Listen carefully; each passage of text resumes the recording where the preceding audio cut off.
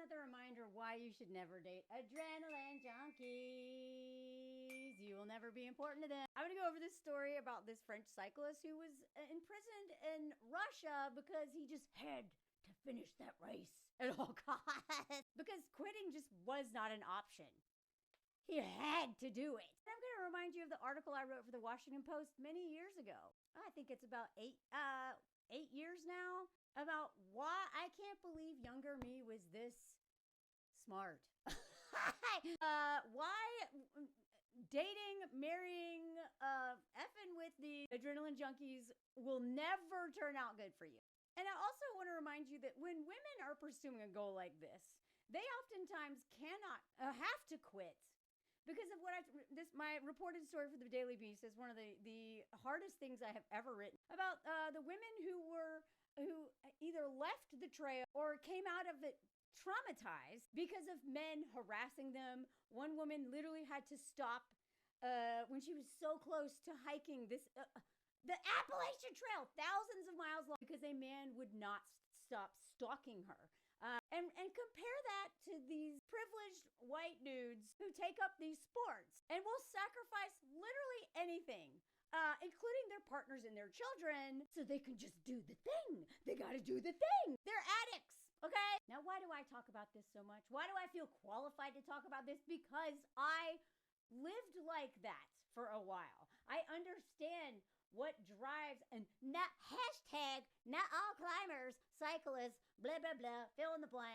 But a lot of men particularly in these fields take something that could be healthy and empowering and awesome and use it to be self-destructive or incredibly selfish and harm other people and live out their entitlement. Like, I worked in this world. I lived in this world. I cared about this world. I still have friends in this world. In fact, I was on a National Geographic show about the fear and how that operates and stuff like that, because I was known as being adventurous, not just in the outdoors, but, in my life in New York City and my travels and all that.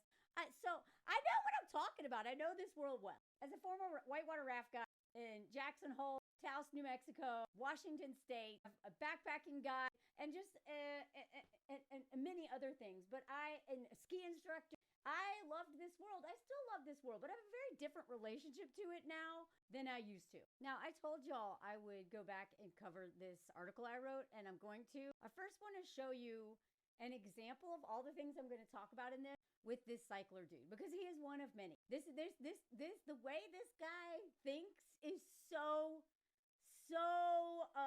such a perfect example of the kind of men that you get when you get with a man who is married to adventure. There is no room for anything else. I am so proud of this article. I'm like, oh dang, okay, you were smarter than you smarter than I thought I was. And I'm also glad I did this article, because I didn't realize how bad it was in this world, not just climbing, but like marathon running and like ultra whatever, cycling. Y'all list the other ones, because it's not just outdoor adventure too. This can be seen with just men in their this is one reason why I talk about men's hobbies so much, is because some hobbies are so incredibly expensive and time consuming and dangerous, and fill in the blank, and feed into men's selfishness and entitlement that patriarchy taught them. So I'm going to go over this after I show you an example of this dude. Just came out today. I just read it today. So this was in the New York Times, and the very first, right out of the gate, his quote: "If I had known I was going to spend 50 days in jail, obviously I would not have done it." So what landed him in jail? He ended up trying to cross the border from Russia into China. And you know what could have prevented all of this? Him questioning the impact it would have on people in his life, and including himself. And I don't know, just questioning why he had to do it. Because look at this. But I mean, looking back at the decision I made, given my state of mind, there was no other decision that I could have made. I could not go backwards. I could not stay idle. I had to do something. And just in case you're wondering, is this just no? A few. That's the key word here. Other ultra cyclists agreed with me. They said they'd done the same thing. Okay. Well, you are the company you keep. Birds of a feather flock together. So I don't know. I guess you hang out with a bunch of other selfish ultra cyclists who make terrible decisions. But y'all, I'm going to show you one of his posts to his life partner, and you will understand. It's almost too perfect. But first, let me show you this story. So this guy wanted to start in Portugal and do all this over there, right? That's a long ass bike ride. You would think that he would make sure that I don't know, that he figured out all the ways to do this and anything that might get in his way. And it's not that he didn't do that on some level. But when I tell you the delusion of whiteness and male entitlements, this is it. This is it. He was just like, he's a friend, he's a European. He's like, I want it, and a man, and a white man. And he was like, I want to do this. So I'm just going to do this. Nothing should stop me because I want to do this. I need to do this. But going back to that quote of his, I could not go backwards. I could not stay idle. I had to do something. Therein lies the point. Men like this cannot stay idle. And if you take nothing else, if you stop listening right now, one of the main reasons why you will be miserable if you end up with a man like this is that they're all fine and good as long as they can do their addictive thing, right? And if this was like drugs or alcohol or something else, people would not judge you for not wanting to be with someone like this, for leaving a man addicted to one of those harmful things. But when these guys, a lot of them, they treat the thing just like it was any other addictive thing. And because it's healthy and inspiring and all this crap, and people look up to men who do stuff like this as like, wow, he's so fearless. Wow, I admire his commitment, not to his partner or to fatherhood or anything else. I mean, I don't think this guy's a dad. As far as I understand, he's not a dad. Thank God. Thank God. A lot of dads do this. But as a partner of one of these men, you will look like a wet blanket, a big old bitch. If you do not support if you're not at every marathon cheering them on, you have any idea how much time and energy goes behind supporting a person in a marathon? Especially like one of these long ones. I am telling you, as somebody who knows lots of people who have either been in a marathon or who are married to men who do this, there is somebody figuring out, like doing in the middle of the night by headlamp, supplying stuff, not much less tracking them on their phone to make sure they're not dead. So you will look like a terrible, terrible, selfish little bitch if you don't support all of this all the time, even though it's literally ruining your marriage. But also, one of the worst things is that you live in constant fear if part of you hopes that they get injured at some point so they'll stop because they're impacting you so bad. But this thing, I could not stay idle. There is very few hells on earth as bad as a man addicted to something like this who has no other solution and he gets injured. That miserable will be in your home, trying to make everyone else miserable. And then he oftentimes, especially if he comes from an addictive background, will relapse because that thing that he needed to keep literally running, or cycle from the thing. Well, now you've taken away his only solution. And if he doesn't find another one, like the bad ones, then he'll be like a dry drunk in your house. And that almost is worse than having an active drunk, is a dry drunk who won't deal with the real problem at all, but has no solution for that real problem because it's been taken away. I am telling you, and like chime in every time I do these videos, the comment section is women, especially who have lived with this, and they would not wish it on anybody. You know how I talk about how men will always use the you to assume that everyone thinks the way they do? Look at this. After, almost 18,000 kilometers, when you are just 200 kilometers away from your goal, you just try to find a way to get there. No, not everybody does that. Like, I get it. This must have been so disappointing. But don't loop us into this, man. You may have done that, but we wouldn't all do this because we, especially women who've been who have not been socialized to be unbelievably selfish, but instead think too much about our impact on others, too much to our own detriment, we wouldn't have done that, most of us. Before they go into the story itself, they're like, he's one of the world's leading ultra cyclists, a niche and attritional discipline in which competitors cover huge distances over most. He won 11 events, blah, blah, blah. Look at all that stuff he won. Man. On this occasion, he was traveling solo, attempting to break the Trans-Eurasia world record, a mammoth journey from Lisbon to Vladivostok. Sorry, I don't know how to pronounce it. You just got to beat this German. Oh, there's still some bad blood between a lot of French and Germans, especially the closer you are to the Alsace-Lorraine area. So just a few things about this is a point-to-point record, meaning there's no set route and no minimum distance. The route you'll see on the tracker is the one that I've planned and will try to stick to the best I can. However, I'm allowed to change the route anytime I want. You can also go home. I swear to God, men are just so competitive over the dumbest stuff. He's like, yeah, but this guy did this and and 64 marker, blah, blah, blah. But my route is substantially longer. It's pretty much the only route possible at the time being. And yes, it's sad. Because, I don't know, there's some issues between countries. There's so many men who have set out these records to be the first to blah, blah, blah. The guy who traveled around the world for 32 years and then came home and literally missed his kid's whole life. And then is like, hey, son, tell me if you want that story, if you made it that far. I did all the research for it. I have all of the screenshots. And then I ran out of time to tell it because the news cycle is so... so many of these guys will be like, I'm going to do this. And they think that everyone should care. We don't care. A few people who are into biking are like, yeah, wow. And those guys worship each other. But this is... Imagine what men could do if they put all that time and energy and resources that they spend into selfish... adventure, selfish things that they want. They want collect 8 antique cars and 15 guitars. Just hoard.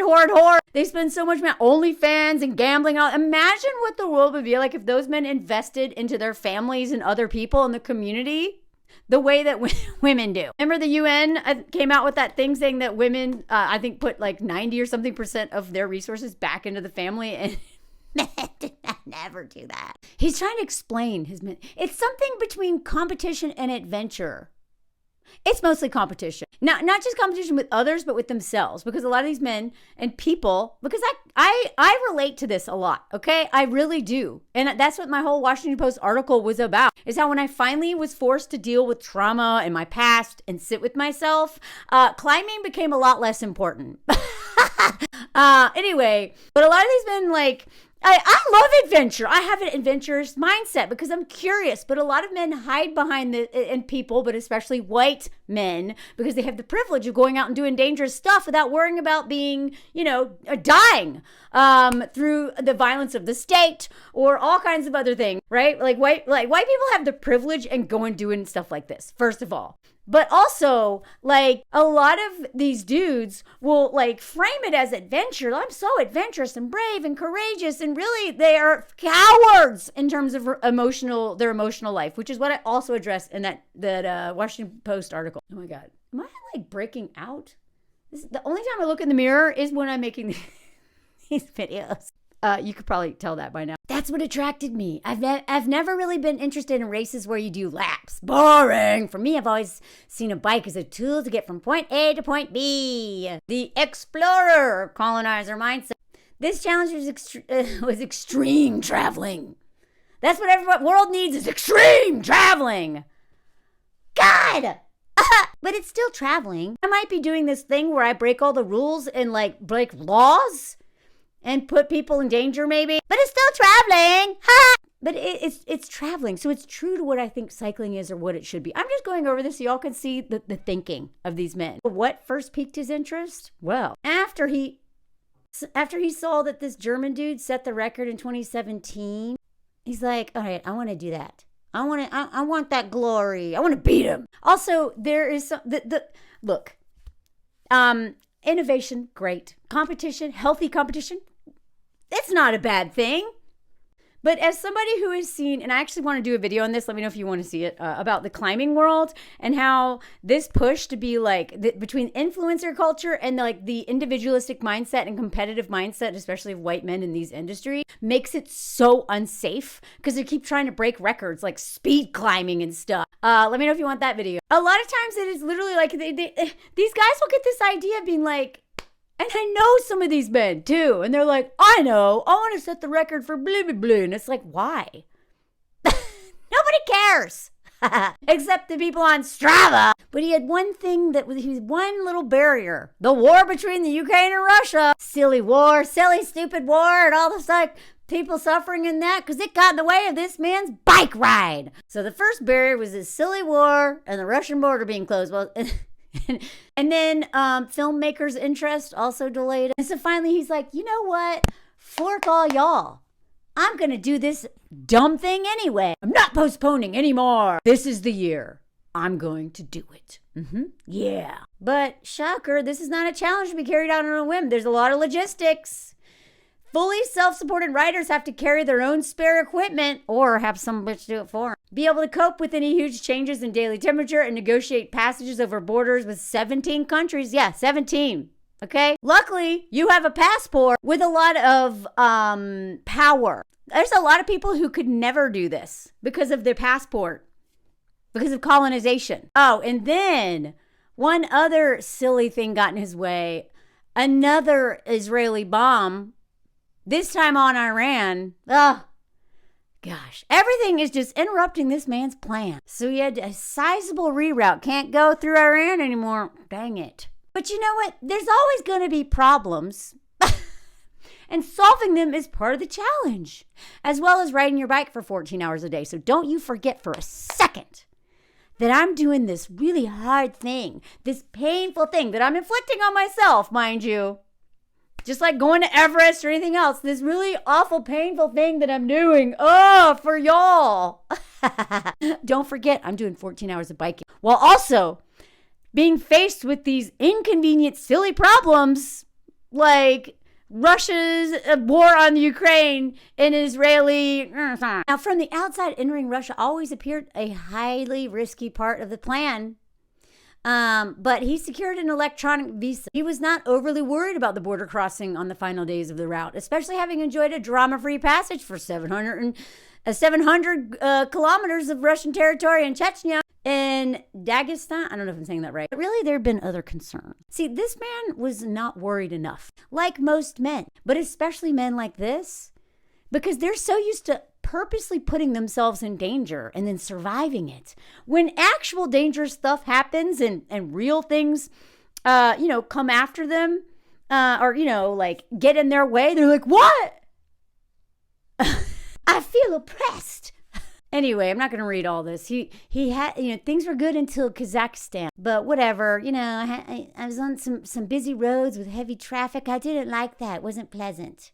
But still, he decided to keep going. He wanted to get away from these huge trucks. Gosh, so many trucks. Oh, another crazy inconvenience. So he wanted to somewhere where it'd be quiet, but more problems arose after he crashed near the border, clipped by the wing mirror of an overtaking driver. Uh-oh, he got injured. What are the chances of that? On a 700, I forget how long this thing is. This could have been a sign you should turn around, bro, because he got clipped by a car.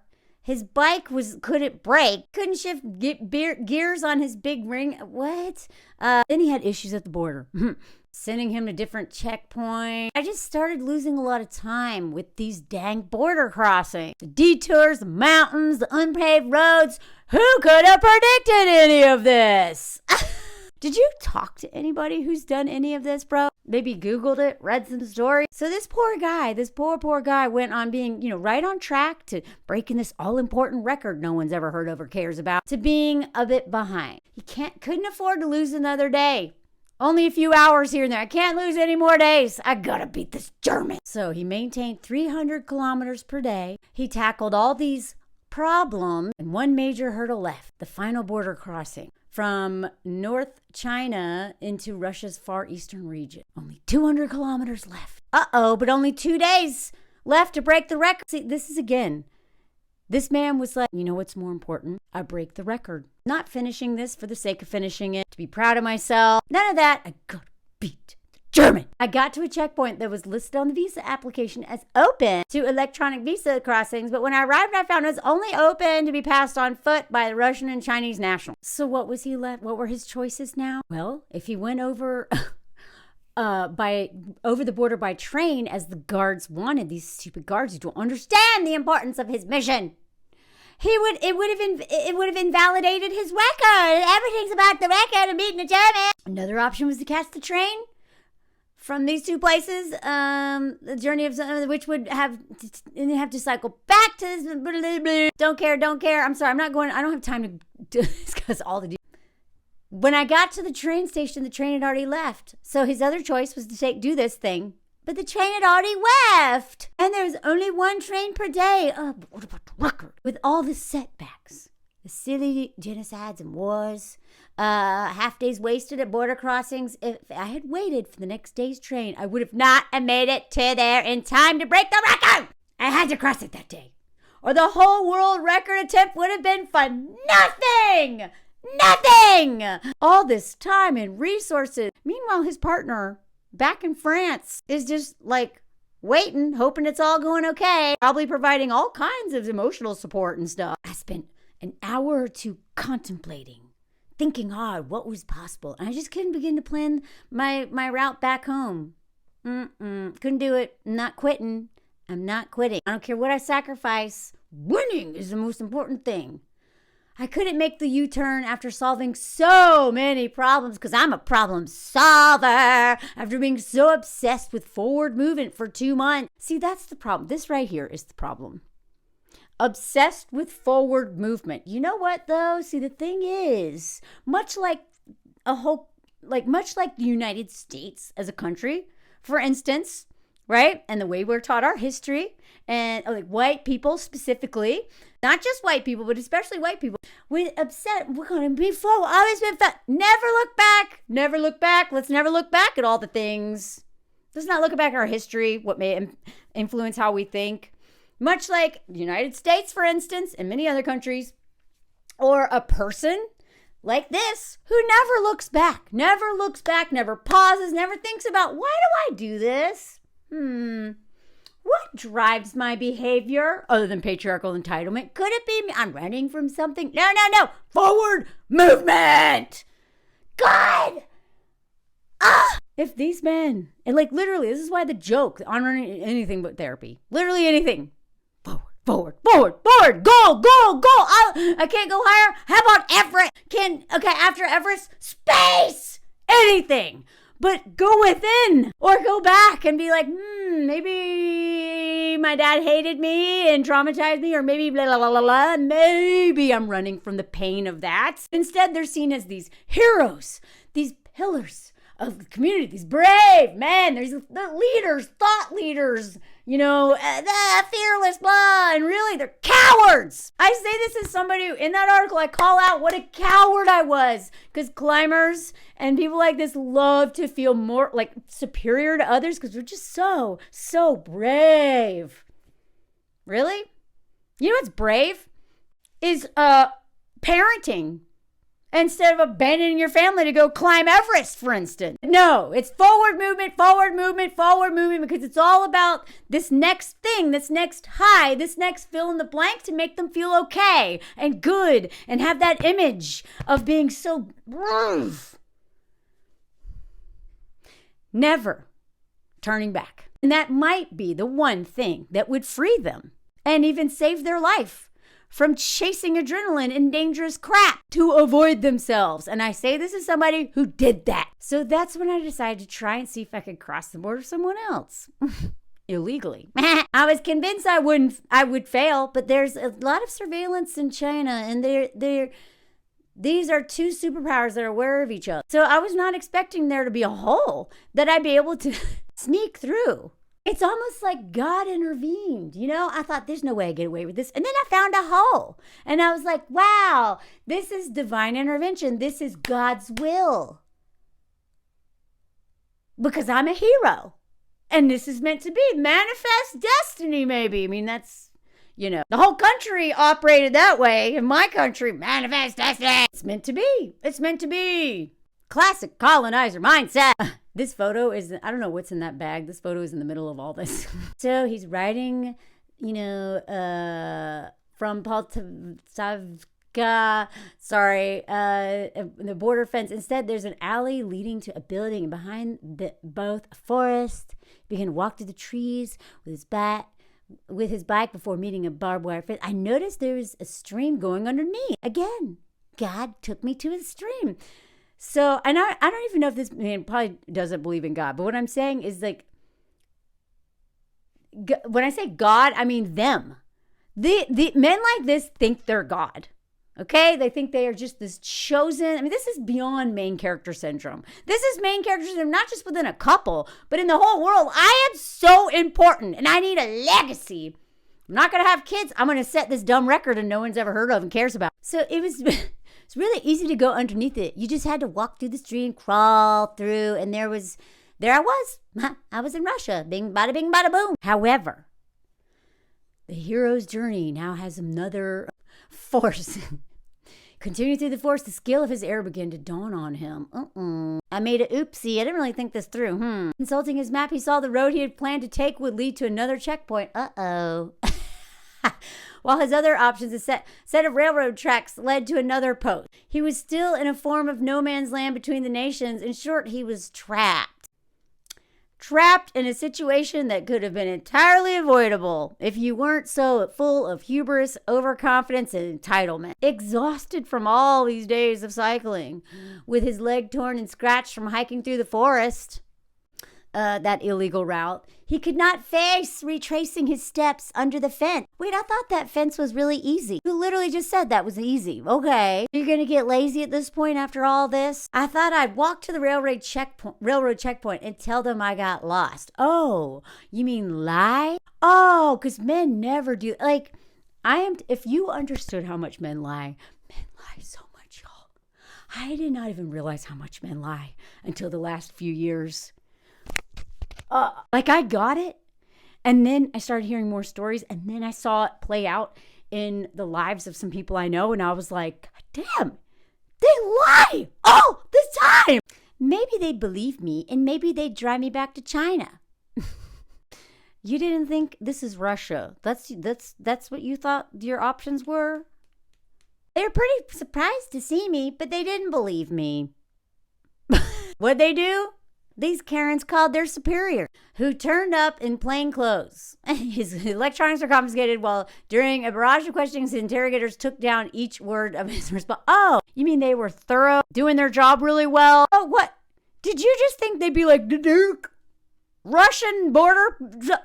Like, this is what I'm telling you. Just like those two dudes, those white dudes in the North Texas who thought that they were going to go to Haiti, of all places, with a history of freeing themselves from France, right? Like, Haiti, you do not mess with. And those two guys are like, I know, two of us are going to go to Haiti and we're going to kill all the men and enslave all the women and children. Clearly, they have never met a Haitian and don't know any history. And these two dudes, like, delusion will get you killed. White supremacy delusion, male supremacy delusion this is what that looks like. Mixed in with probably some narcissism of his own personal brand. He quickly realized he was not going to be driven back to China. Oh, you mean they're not going to give you a pillow and a mint and drive you back to China and maybe even pay for your hotel? That evening, instead, he was driven to a cell in a military facility. I was in pretty dire shape. Or he's in the find out part of the fuck around. My mattress was probably only 2 centimeters thick. Or rather thin. There was no bathroom. Bro, where have you been using the bathroom? Because you've been shitting in the woods. Okay, I know this lifestyle, you were shitting in the woods. I love shitting in the woods. Honestly, I miss it. I did it a lot this summer when I went camping. I was like, oh, it's so fun to shit in the woods again. Like, you dig your hole 6 inches, you bury it, blah, blah, blah. And he's just like, what? No bathroom. Only a toilet with a sink outside the sun. It was humid. Oh, the temperature wasn't perfect. There's no way to shower. Bro, when was the last time? First of all, I know this type of people. In the climbing community, they're called dirt bags. Self-proclaimed. Because, bragging about being dirty, There's no way you're showering regularly anyway. You're also French. Do you understand the stereotypes that French men especially have? And now all of a sudden you're a little princess who needs a 5-star hotel. So it's been a couple nights there. Then I got my stuff back. They put me in a car. Maybe this is when they drive me back the border to China. Nope. To another jail. So instead of going back to China, he knew this road. They didn't take that turn. Instead, we kept going straight and arrived at another facility. And then it was there that they notified me I was going to spend at least 30 days in prison. Is this a prison or a jail? Anyway, not allowed a phone call. He worried how he would let his family know what happened to him. Because their understanding is he's supposed to be arriving at the end of his big thing any day now. The two worst moments were finding out that the maximum penalty for my offense was 2 years in prison. 2 years, imagine. Did you not look any of this up, bro? I realized just quite how serious it was. It's like those dudes who go to Everest and then have to turn around because of a blizzard. And, their Sherpas are like, no, you can't do this. And they're like, what? And then maybe they die or almost die. And then they're like, I guess this is kind of serious. And the other moment was when at the end of 30 days, when I expected my trial, I was told the investigation was not over. So my detention would be extended. Now, he also never thought about this. Macron's hardened foreign policy against Russia. Bro, did you not read the news? I'm not even fluent in French, and I keep up. I knew this. Yeah, you don't have to read the news. Just glance at headlines to know that Russia and Macron are not friends, okay? Did you not factor this in? That if you got in trouble in Russia, that they may use you as what you call a pawn on a geopolitical chessboard? Or did you just think, I get to do whatever I want? Doesn't matter. The geopolitical situation. All the while, he's being held in cells alongside Russian prisoners, several detained for violent offenses. I was in 4 different cells. I started in a big cell with 7 other inmates, and there I got access to another inmate's phone. Oh, good idea. Great idea. Pretty sure you're not supposed to be making phone calls because your electronics were confiscated. So you're in prison, in a Russian prison, and you're like, I know, I'm going to break the rules here too. But they must have a wiretap on that guy because they quickly switched me. There were all sorts of criminals there. One was there for stabbing someone, another for statutory rape. There were several small-time drug dealers, a thief, someone in for corruption. There were 2 veterans from the Ukraine. One guy there was there for not having a permit for his pew-pew. Being a foreign guy. So I could go back and forth between reading a child's voice, and now I'm going to throw a little French in. Not a criminal. You're not a criminal. Bro, you broke the law. You're a criminal. No, I'm not somebody who's all about all laws, because you know what else used to be legal? Slavery. Okay, so you know what else used to be illegal? Voting for anyone who's not a landholding white man. But you are a criminal, bro. Because you're not a criminal, you're not at the top of the hierarchy of violent men. And you're just poor foreign guys. So you don't have the privilege of being a Russian guy in prison. You're the last guy to be able to do anything in the cell. Oh, let's call the ambulance. Sorry, I have a violin. Hold on.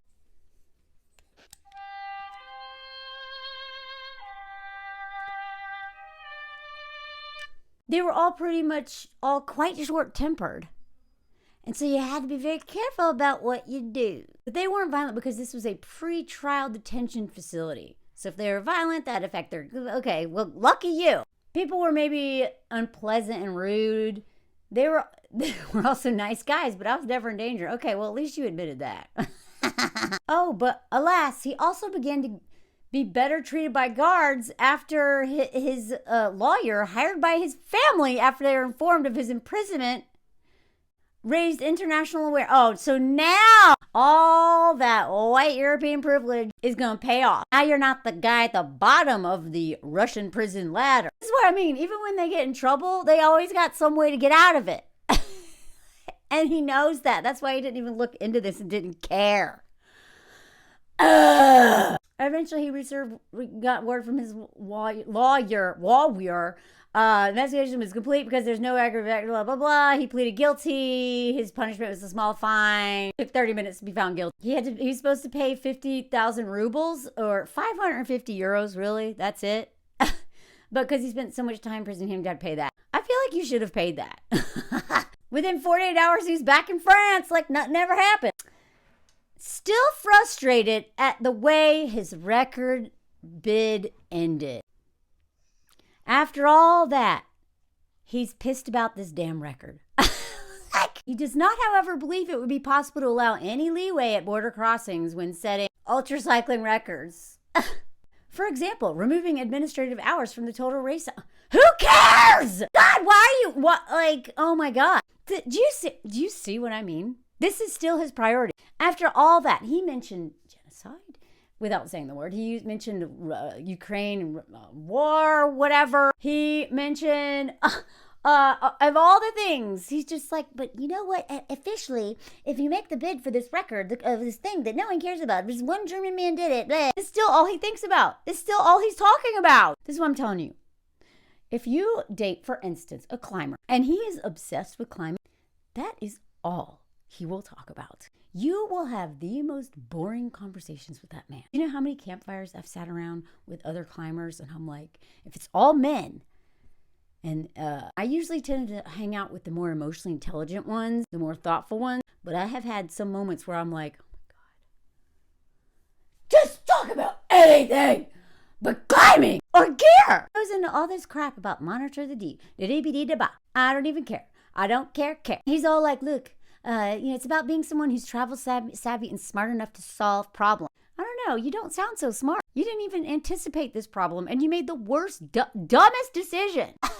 Okay, but you're smart and savvy. Okay, at least he said, I don't have anyone to blame but myself for making this decision, which was the backbone of my issues. Yeah, But again, it was, I forgot this line. Look at this. It was the only decision that I could make. My hands were tied by this ridiculous addiction. Like, it was the only decision I could not have possibly done anything else. This was the only No, it wasn't. You had so many decisions, bro. This is how they think, y'all. I am not joking. They will do anything to get their fix from this. Even if you're like, I'm going to divorce you if you do another freaking marathon, if you do another ultra, whatever, this or that. Our marriage cannot, even if they'll still do it. They'll still do it. When you're married to adventure, there is not room for anything else. I have known that since I started climbing, and I hung out with male climbers, and I saw that most of them broke up even when they are dating other climbers. Usually because nothing is as important as climbing to the ones who are obsessed with climbing, which that sport kind of encourages. Although not all people have that mindset, but men, especially men who are, super self-centered and avoidant and just don't want to deal with their past trauma, their entitlement, or don't want to just, share anything, share time, share moments or whatever with anybody because it's all about them. This is how they think. And they are in so many different areas, It's not just the outdoors. I'm sure you know somebody like musicians. Oh. Also, in turns, pushes against the notion that ultracycling events are growing riskier as participants seek to shave hours off. Okay, let's see his argument here. Because I'm telling you, it actually is becoming riskier because of this competitive BS and this individualistic mindset. And also with social media has made all of that so much worse. Actually, I think it's the other way around. When I got into the sport, sleep deprivation was the big factor. We were trying to get the least sleep possible. But then at some point we realized, oh my God, if you sleep certain amounts, then you're going to be faster and catch the people that didn't sleep. See? Things are better. Like, what? How long did it take to y'all to come to that conclusion? This is a terrible argument to say that things are better because of this dumb example. Anyway, at the end they're like, so with all that, do you think another trans-urine record a possibility? Unlikely. I'm not going to say no because I don't like the word no. I don't like when people tell me no. I don't like whatever. but it's unlikely. Yeah, I would hope so. I would hope that your answer is, yeah, that was a lot of time, money, resources wasted because trying to cross from Russia into China or China into Russia or whatever is a bad idea. Now, before I show you my article, I want to show you the birthday post to his girlfriend. This is the photo of his birthday post. This is the other photo of him at the finish. But read this, y'all. Yesterday was my life partner Man's birthday. I wasn't sure what to get her for the occasion. I will put, oh my God, look. When I tell you these men, like, look what all he did to win a stupid title. Look at all, like, the amount of effort these men and commitment and sacrifice, blood, sweat, and tears, money, time, they will put into literally anything they care about.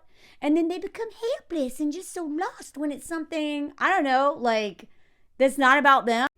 I just wasn't sure what to get her for occasion. She's not really into clothes, jewels, or that kind of stuff. She's fairly detached from material possessions because she's a cool girl. We love them cool girls who don't complain about nothing. She's, however, very much into bike packing, like me. So I thought, why not get her 2 great days of dot watching, capped off by the thrill of a win? Let me translate that for you. Dot watching is her following him on a map. So I'm going to give her 2 days where she can be following me, anxious, anticipating, obsessed with me and how I'm doing, and a win. That's what I'm going to get her for her birthday, because the bitch doesn't like presents. She's not materialistic, I bet. Like, there's so many gifts you can give a woman that aren't, I don't like jewelry. I hate it. You're lucky I'll wear this ring. And it's the smallest like, I hate jewelry. Every once in a while, I'll wear earrings for a very special occasion, and then I basically lose them or take them off pretty quickly. I like to occasionally look fancy, but I don't own jewelry because I can't stand it touching me. I don't I love travel. I love experiences. Like, there are things I will spend money on, and most other stuff I hate.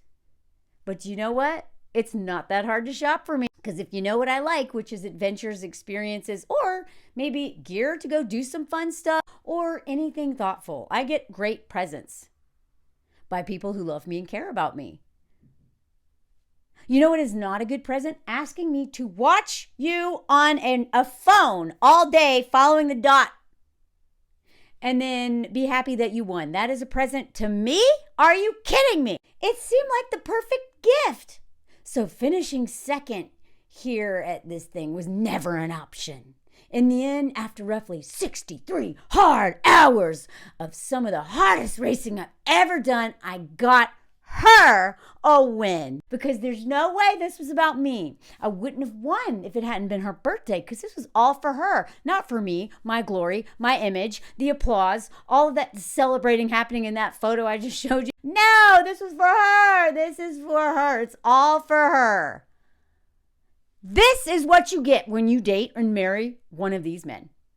This is your future.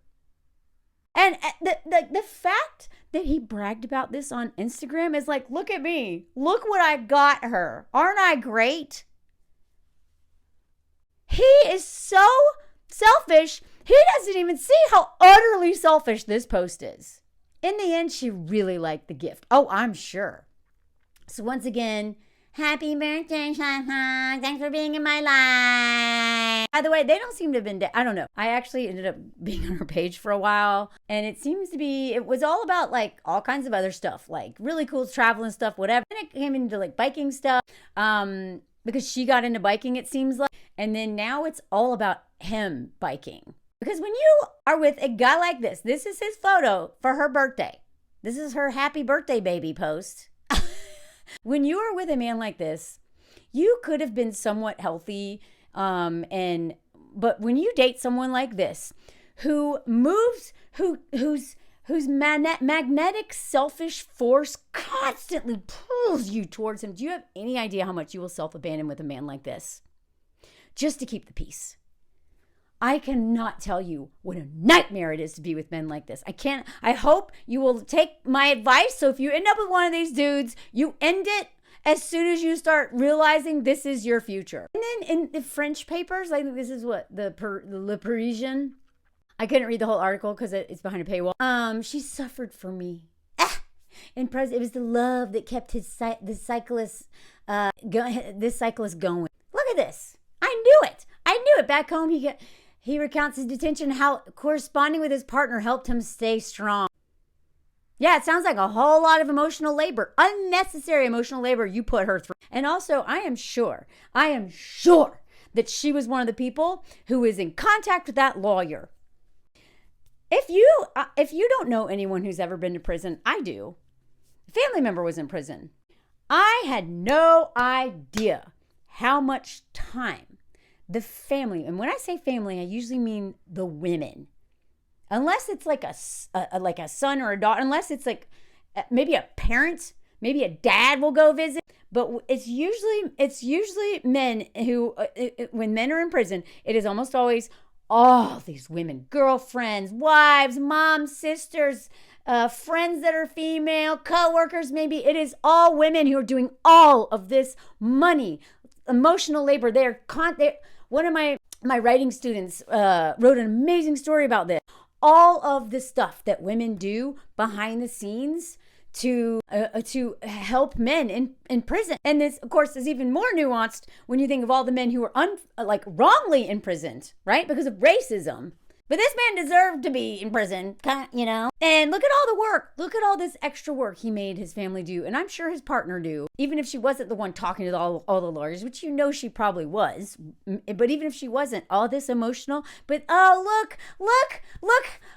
She helped him get through prison. She helped him win that race because it was her birthday.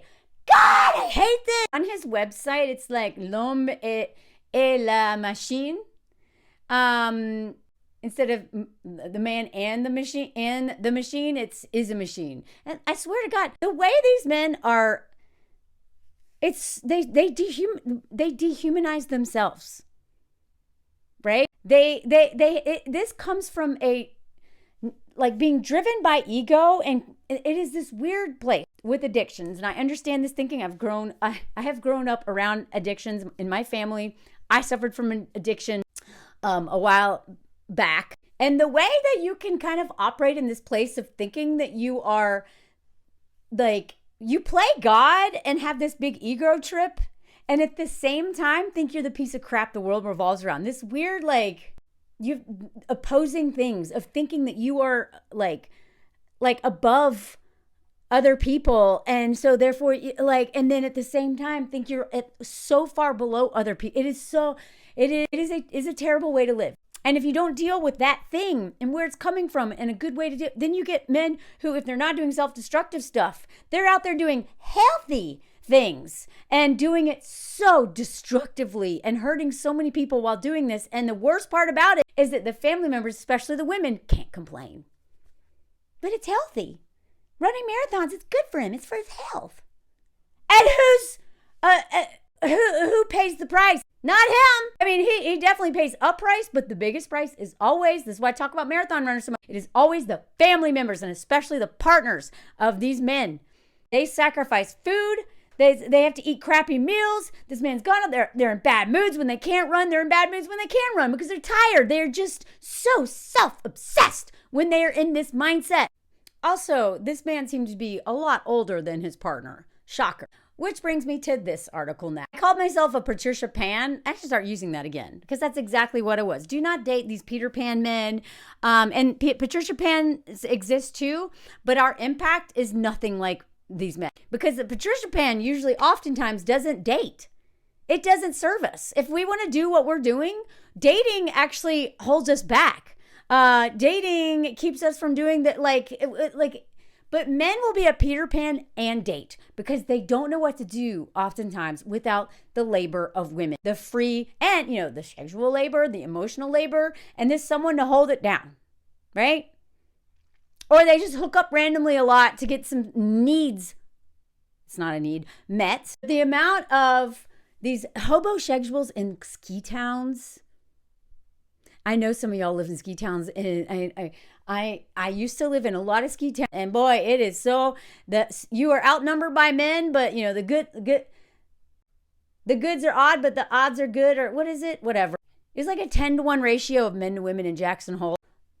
1 out of 100 of those men is dateable. So in this piece, I really was grappling with, am I a jerk for not wanting to date climbers despite being one? What I loved about writing a reported story is that I would learn so much by going out and talking to people. So a lot of times I would pitch a story that I really wanted to know more about, like, oh, am I the only one who thinks that? Or like, what's going on here? And doing this story really was when I first started to understand why so few women, especially in their 30s and above, want to fuck with climbers. But at this point in my life, you know, I felt like, am I being like judgmental and harsh? And I was like, but at this point in my life, the idea of dating a man who sleeps in people's driveways and spends most of his time tied into a rope repulsed me. Am I getting older or is it something else? So I started to ask current and former dirtbag. And that is like literally a word that we would call ourselves. I asked this one woman who was currently living in her van that I'd met climbing, I think where did I meet her?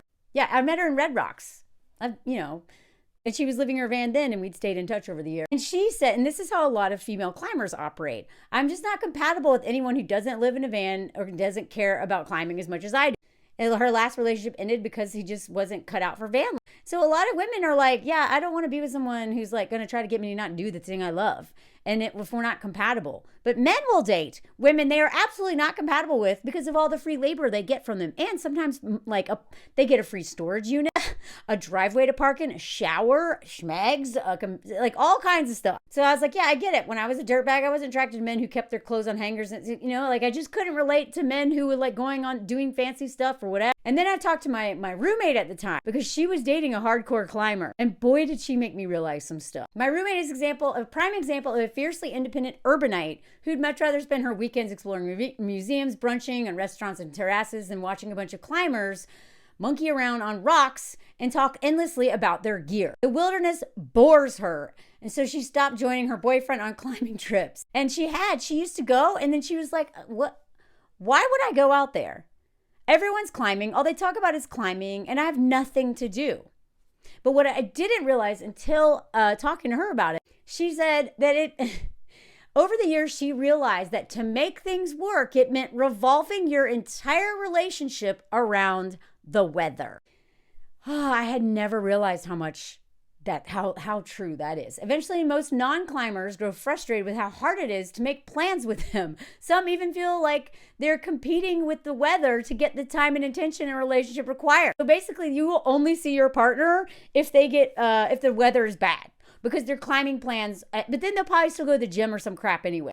And they also probably won't be that fun to be with because they can't climb. And that's really what they want to be doing, not hanging out with you. I ended up interviewing this guy, Steve Grossman, who's been climbing since the 70s. And what I really appreciated about him is that he said the quiet part out loud. You know, like he was very well aware of how selfish climbing is and that how selfish it is to try to date someone who's not into it. He said he had tried dating non-climbers.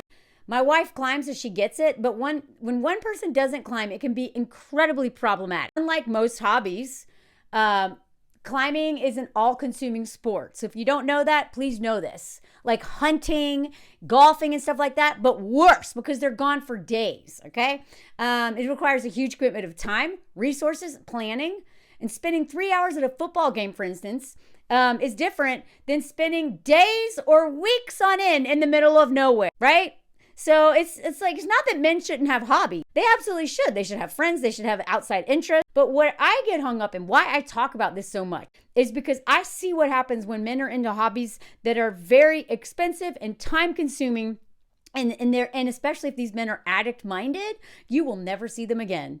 They will make you do all this stuff and sacrifice all this stuff. But because it's a healthy hobby, which is not, it is a lifestyle. For climbing is one of those things that it could be a hobby, but for most like serious climbers, it is a lifestyle. It has to be. You have to sacrifice so much to do this sport if you want to get really good at it. Because of this, it makes us this is what Steve is, it makes us a bit, no, this is what I say, it makes us a bit greedy and protective of our time. And if you're single and if you don't have children, especially, that's fine. But when you date, That isn't okay. So then I talk about how, since my creative life's taken priority over climbing, it makes sense why dirt bags don't appeal to me. But what I found fascinating, though, was that single climbers my age who haven't stopped climbing hard seem just as turned off by Peter Pans who live in their van. You always come second with these type of guys. This is my friend Lauren. I met her in Joshua Tree when I was there solo. Met her. I think she was traveling either solo or with a friend. And we all, I ended up hanging out with her all weekend and we've been friends ever since. Please travel solo more if you can. I cannot tell you how empowering it is, and you meet some of the coolest people. So she did this interview, and I haven't seen her in years, but we keep up on social media. So she did this interview with me, and she said, you always come second with these type of guys.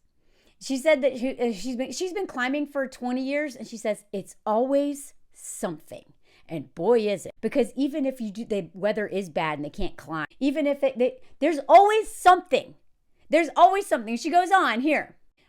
This wasn't just her. I interviewed a lot of people. Women told me countless stories about men who ditched plans with them to go climb with someone else, even a stranger sometimes, despite the fact that their girlfriends were equally strong climbers. So they will basically use climbing to be to keep you at arm's length, to make sure that you don't need much from them. You don't expect much from them. They would literally, they told me stories about how, their partners would choose hanging out with a complete stranger for 4 days over their partner who climbed just as strong as them.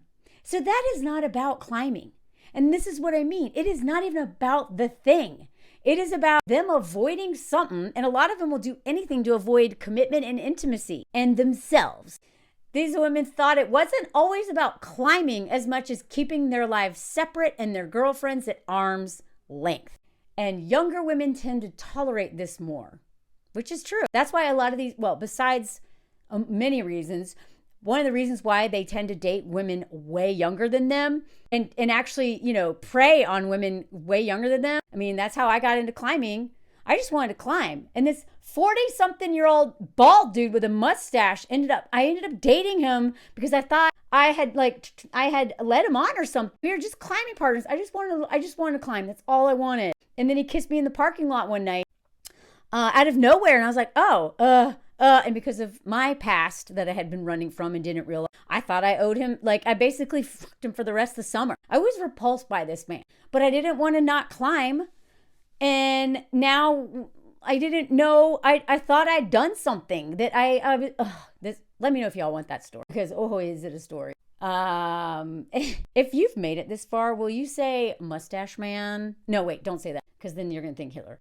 Think hot with a hat on. That's why I actually called him hot with a hat on. He was kind of hot, but he's old. And with a hat on, you didn't realize he was 40-something. Oh, I was 22.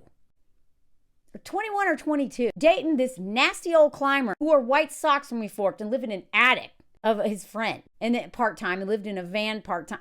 He was such a loser. I just wanted to climb. And men like this prey on women who want to learn how to climb. But by 35, most women won't put up with being repeatedly ditched for an adrenaline fix. So Grossman, that guy, he says this because climbing almost requires you to be self-serving because it's you versus nature. And he thinks men aren't socially conditioned yet to be as balanced and future thinking as women. Or just individualistic and selfish. In fact, the very mindset of climbing is centered around being hyper-focused and living in the present, which is true. That's the appeal of it. Climbing is a meditation like no other, Thorson said, that the woman, my friend. That's why we do it. It quiets the mind and forces us to be in the moment. When you're focused entirely on not falling to your death, all your real-world problems seem trivial and fall away. It creates a false sense of fearlessness. This is all me talking. This strange cocktail of peace, bravery, and adrenaline make for quite a high. And also a feeling of superiority, by the way. Like any drug, it can become a problem. Climbers are incredibly passionate people, said the dude. Addictive type personalities are particularly drawn to the sport. We're spiritually driven and ego driven. Climbing helps a lot with our self-image. I love that he said all this because I'd always known this to be true, but this man validated so many things I'd been thinking. He said, making us feel strong and more powerful than most humans. And there it is right there. That is what's behind so many Even if like we won't admit it to ourselves, this is behind a lot of it. We like to feel more fearless, strong, and powerful than other people because look what we're doing. Look how heroic we are. People attracted to dangerous sports are often overcompensating for their fear of other things. That's what my friend said. And boy, is that true. She thinks a lot of us are climbing as a way to deal with or avoid dealing with past trauma. Then I added this. Similar to dating an alcoholic, dating a diehard climber can feel like dating someone in perpetual pursuit of a fix. Though not all climbers, obviously. For a handful of us, it's not about challenge and adventure so much as running from something or someone. I would argue now that it's about both because I truly did love climbing. I loved adventure. Like I think sometimes I overcorrected because there were so many things that I loved about climbing that really helped with my confidence. And me being able to handle, like, trusting myself, trusting my intuition, a lot of things more. But at the end of the day, I was also running from something. I took up climbing immediately after giving up extreme drug and alcohol use, which is true. Shortly thereafter, I moved into my truck and committed to this lifestyle and image for years. Like most climbers, I can become quite obsessed with the things I love. When channeled positively, this fire can lead to amazing things, but as Grossman said, that level of passion can turn in on itself and be incredibly destructive. Not just destructive towards ourselves, but our relationships too, if we're even willing to have relationships. The Grossman and Thorson were basically describing me years ago. I'd hang off a cliff, 1,000-foot wall, and trust my life in the hands of friends or strangers.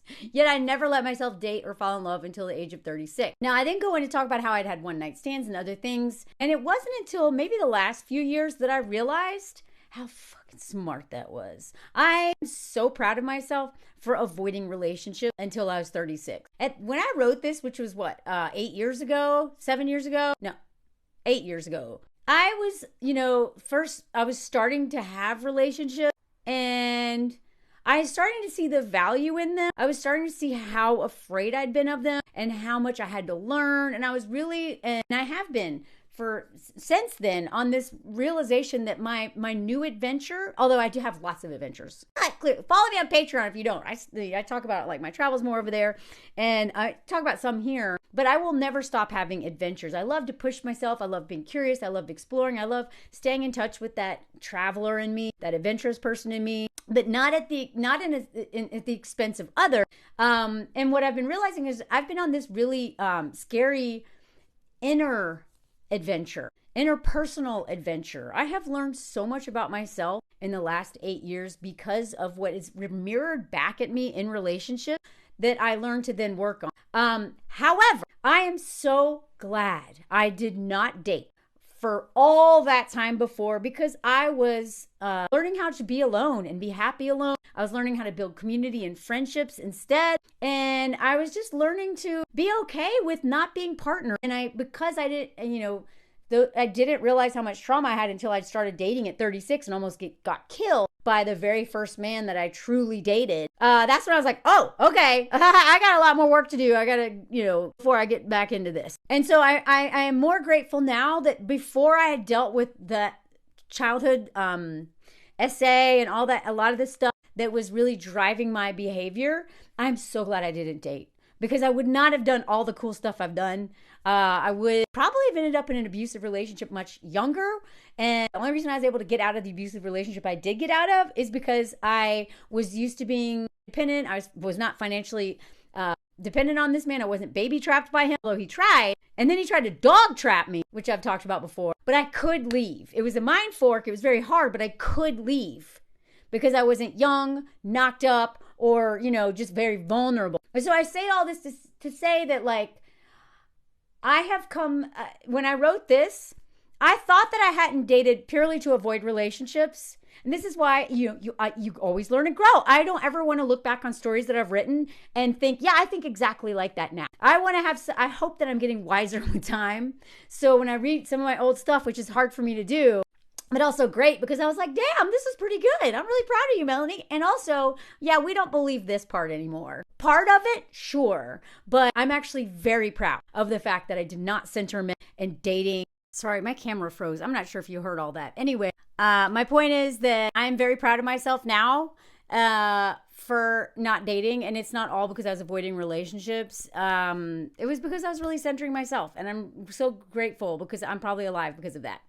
Anyway, so then I talk about how once I parked my truck in New York and moved into an apartment without a home without wheels, I couldn't run from people or myself anymore, nor could I throw myself into the usual adrenaline-laden vices. So it forced me to come out from behind this tough girl facade. Now, I wouldn't say it forced me. That was a choice, okay? I could have absolutely found more adrenaline kind of stuff. But instead, I took a creative route, comedy, storytelling, and all that stuff. And boy, you cannot do that stuff well if you will not look at yourself. You just can't. You can tell jokes. You could do stand-up, but you can't do storytelling.